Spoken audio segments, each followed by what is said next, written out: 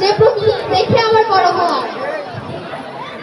যে বিকেলের সাথে কথা বলা, যে ফুল পাখির সাথে আমার সময় পার করা, তাদেরকে ছেড়ে আমি কিভাবে থাকবো? আর মাঠের কথা তো বাদই দিলাম, যে মাঠে সোনালি নতুন ঢেউ খেলে, ঝলমলে আলোয় নৃত্য করে, তাদেরকে ছেড়ে আমি কিভাবে থাকবো? যে বসন্তের রং আমার শরীরে মাখা, সেই বসন্তগুলোকে ছেড়ে আমি কিভাবে থাকবো? এভাবেই হয়তো প্রত্যেকটা বসন্তীদের জীবনের বসন্তগুলোই মুছে যায়। ফুলবানু, ও ফুলবানু, যাবি না? হ্যাঁ যাবো, দাঁড়া আমি বই নিয়ে আসছি। না, তুমি স্কুলে যাবে না, ওর সম্বন্ধ ঠিক করা আছে। কিন্তু আন্টি,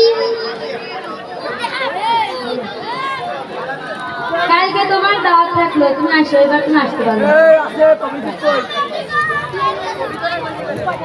এবার আমি আবার কি করবো? আমার বিয়েটা যে করেই হোক বন্ধ করতেই হবে। কি করবো আমি? এবার আমাকে ম্যামকে একটা চিঠি লিখতে হবে। আমি একটা ম্যামকে চিঠি লিখি।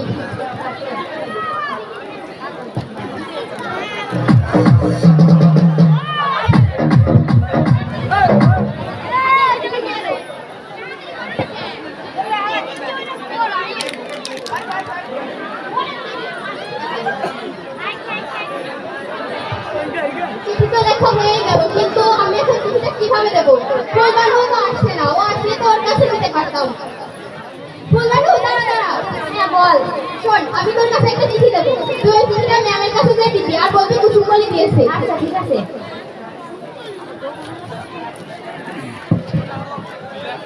এই রে, এটা তুই আর ম্যাম একসাথে দেখবি।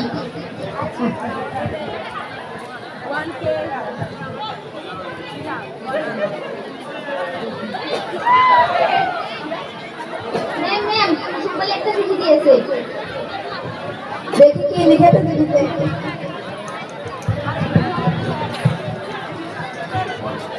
আসসালামু আলাইকুম ম্যাম। ম্যাম, আমার বাড়ি থেকে আমার বিয়ে ঠিক করেছে। আমি এই বিয়ে করতে পারবো না। আপনি প্লিজ কিছু একটা করুন। এটি বলি। আচ্ছা, আমি এখন 109 নম্বর করতেছি।